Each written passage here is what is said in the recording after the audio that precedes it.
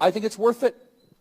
I think it's worth to have a cost of, unfortunately, some gun deaths every single year so that we can have the Second Amendment to protect our other God-given rights. I don't think it's worth it. And I can't help but wonder if Kirk had survived the shooting, would he have changed his mind? Or would he continue to play the character that people that knew him personally claimed he was playing? So in this video, I'm going to go over, in my final video on this topic, because it's already taken up too many days, what happened here? What led to Charlie Kirk getting shot and dying?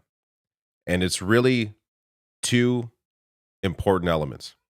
One, guns and gun culture, and the other, online memes, leading to a, at this point, largely incoherent reasoning as to why the shooting took place. So I'm going to start with some of these images. Blake shared this. Tyler Robinson and his family don't look like trans liberals to me. Tyler's family is registered Republicans. His father is a minister and former law enforcement. They have family members in the military. Oh, and Tyler's parents introduced him to weapons at an early age. Now, worth noting, his father is the one that helped to turn him into authorities. So I want to be clear that this isn't on the family necessarily. This is about guns and gun culture.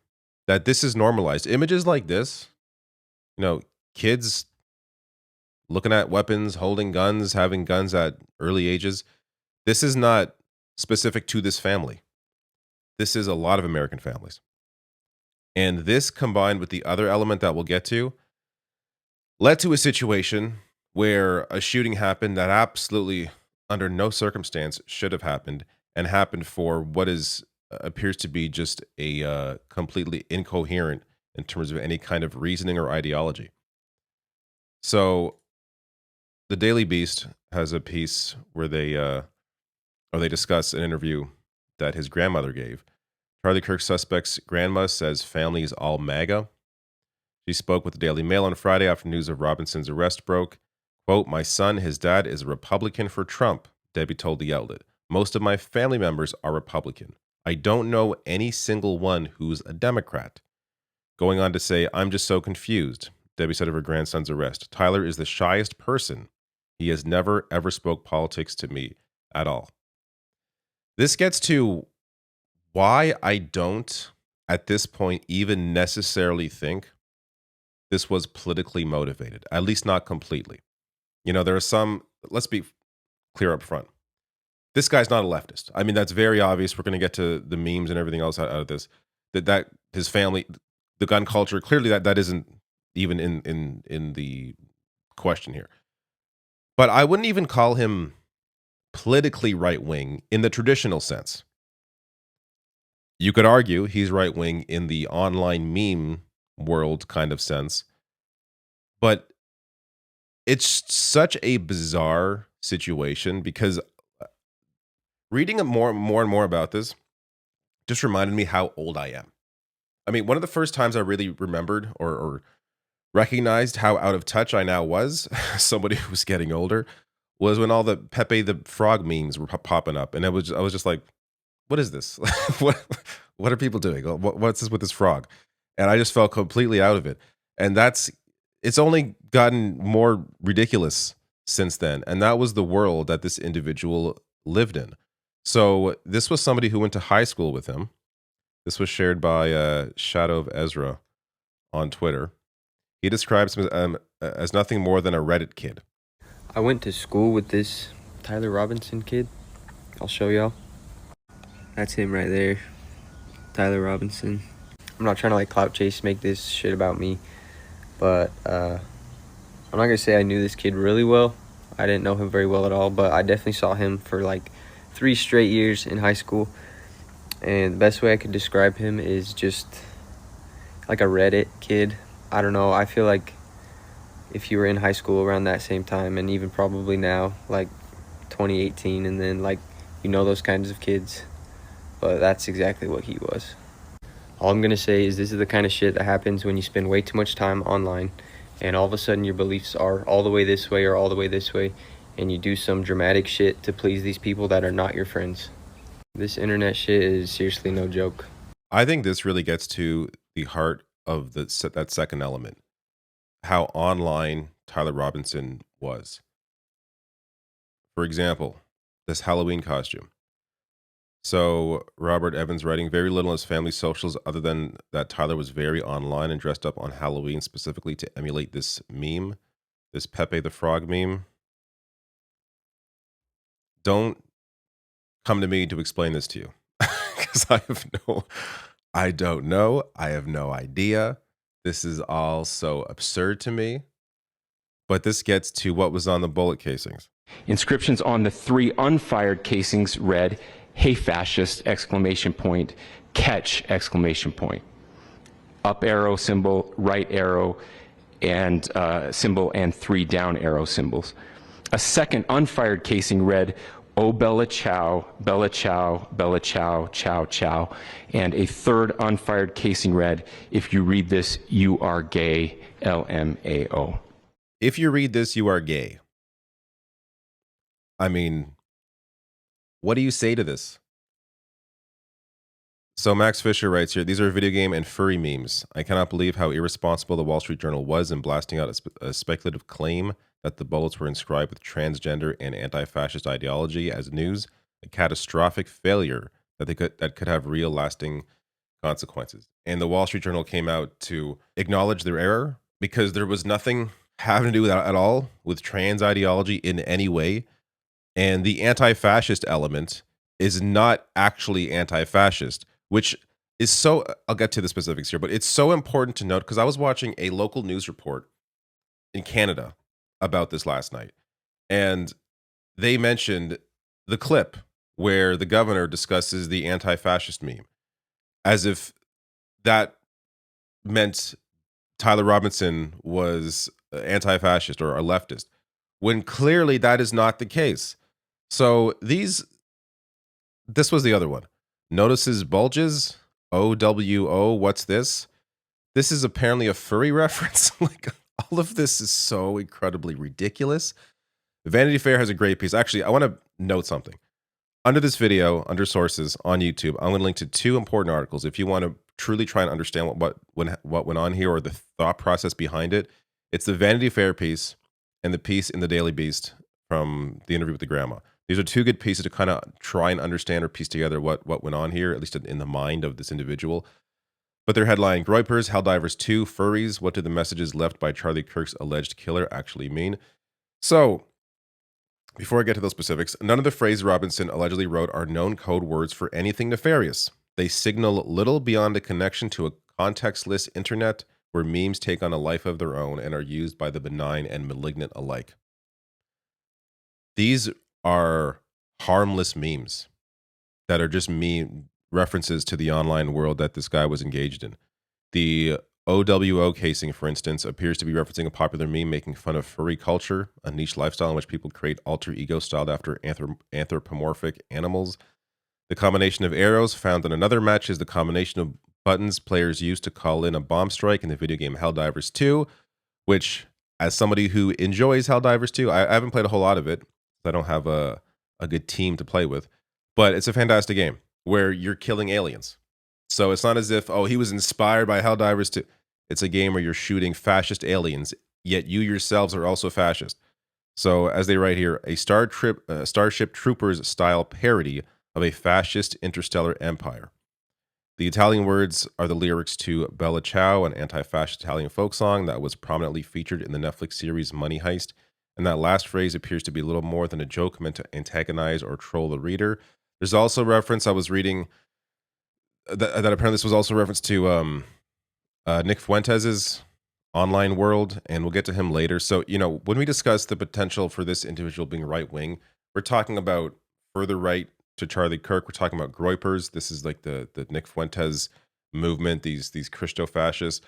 It's a very hyper online far-right ideology that, at least in the case of this individual, doesn't really appear to be the driving factor here.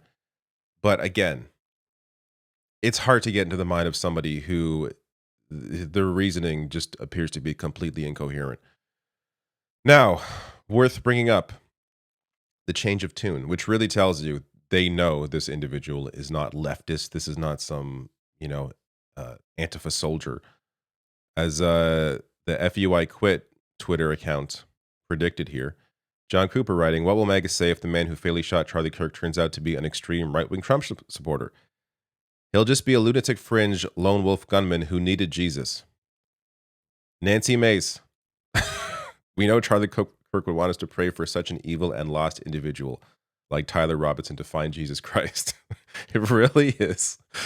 It really is so predictable what these individuals were going to do once they were proven wrong. Nancy Mace was the one going out there, oh, this person had to be trans, leftists, they're crazy, Democrats are inspiring them to do these things. Yeah. Democrat Chuck Schumer, Hakeem Jeffries, leaders in the Democratic Party, they're really inspiring people to do anything. Give me a break. So this gets to Trump's reaction. So there's actually there's so much to this story that I don't have here because there's just too much. But Donald Trump apparently wanted to hold off on the announcement that they got the individual because he was brought in 10 p.m. the day before. He did not want that to be announced because he wanted to announce it himself on Fox and Friends the next morning, which is insane. So after he announced that they caught the individual, this is an interview later on. Look at how he responds to this question about my condolences for the loss of your friend. How are you holding up? My condolences on the loss of your friend. How are you holding up over the last 3.5 days? I think very good. And by the way, right there, you see all the trucks. They just started construction of the new ballroom for the White House, which is something they've been trying to get, as you know, for about 150 years. I feel like this should be a lesson. You dedicate your life to this man, he will not care if you get shot while advocating for him and his policies. You will be forgotten the next day. The fact that he went from being asked this question, how are you holding up on the loss of your friend? I think very good. And by the way, right there you see all the trucks. They just started construction of the new ballroom. It is. If you need any more examples to show you that Trump does not have empathy, this is all you need. It is wild to witness this. Try and imagine any other political leader in a similar situation acting like this and it not being a massive story in itself. Yet this happened, we all moved on because, oh, it's just Trump. Oh, it's just, a massive sociopath who is unable to feel any empathy at all, even for people who dedicated their lives to defending you. Wild stuff. So Fox News, they see a kid who grew up with guns, holding guns, spent a lot of time online in very far right, or at least bizarre online spaces. Their reaction, oh, he was radicalized, not by growing up with all these guns and his easy access to them, not by this crazy online space that he was in. No, he was radicalized by his semester of college. You heard the family member say that this man became more political, this young man became more political in recent years. Well, what did he do in recent years? He went to college. That's where kids are getting radicalized. It's not just online. Our campuses are where a lot of radicalization, hate, and intolerance starts from. And so when he says it's an attack on all of us, I'm going to say this. No, it's an attack on conservatives. It's an attack on Christians. That individual right there, Rachel Campos Duffy, graduated from Arizona State University with a degree in economics, and then earned a master's degree in international affairs from the University of California, San Diego. Was she radicalized? I mean, you could argue radicalized in a different direction, radicalized to be absolutely insane, radicalized in bullshit. But the idea that a semester of college, which, by the way, was online because it was during COVID, somehow he was radicalized during online classes at college and then went to trade school. The levels of bullshit, because again, they can't they can't blame the left here. They can't be, oh, the Democratic Party drove him to do this, because the Democratic Party, as I've mentioned before, doesn't drive people to even vote, let alone do anything, good or bad. So no, it wasn't the party. It wasn't leftist ideology. So it must have been the school he went to for a semester online during COVID. Stupid, stupid shit. Now, this is the right-wing element of this individual that apparently exists. Again, it appears there's, for somebody who was online all the time, according to his own family, there seems to be a lot that was scrubbed, because it's hard for people to find any direct posts. A lot of it likely was, on Discord or private servers where maybe people don't simply have access to seeing any of it. But that said, Nick Fuentes is one of the individuals that was criticizing, on the right wing, criticizing Charlie Kirk up before the shooting. I want to be clear. It doesn't mean this is the reason. It doesn't mean this individual, Tyler Robinson, was driven to do this because of Nick Fuentes.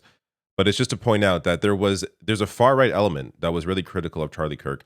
Both Fuentes, who then came out to say to all my followers, if you take up arms, I disavow you, I disown you in the strongest possible terms.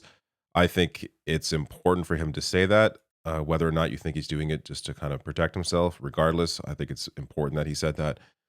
Laura Loomer also was being critical of Charlie Kirk before he was shot and went on to delete those tweets. So just to mention the right-wing element, or the right-wing circles that were very critical of Charlie Kirk, which, as somebody who isn't following that world that closely, to me, it's so insane to be on the right and be critical of Charlie Kirk. I mean, how much far right can you get, really? Last one here. This from Osita Wanevu. This, I think, is the big lesson coming out of this that publications need to grasp. Every major publication in this country needs to have dedicated staffers or correspondents reporting on gaming, streamers, podcasts, and TikTok, not as a once-in-a-while thing, as standard beats. These are massive segments of American culture. No excuses for it anymore. There is a massive blind spot in this particular area. And even for somebody who plays a lot of games, is online a lot, the memes coming out of this, of what happened, the memes on the bullet casings, the phrases, completely over my head, because there is not ongoing reporting on this world for people to truly understand these sorts of spaces and how extreme it can get, and how these sorts of things can potentially be used for individuals to commit acts that don't seem coherent in any way, and let's be clear, are not very coherent. And I think part of that is you really have to be to decide to take someone's life in the manner that it was taken, not in self-defense, but in the way that it was taken here. Something has to be broken inside of you. There is something where clearly you should have been seeing a doctor. You should be discussing, is it healthy for you to be so incredibly online, engrossed in this meme culture, and not really be involved in the real world, at least apparently from what we're reading about this individual? How that can separate you from reality, I think, is incredibly important to this story and how this ended up happening. So I don't think we're ever really going to truly understand why this individual did what they did, because I don't think they even truly understand it.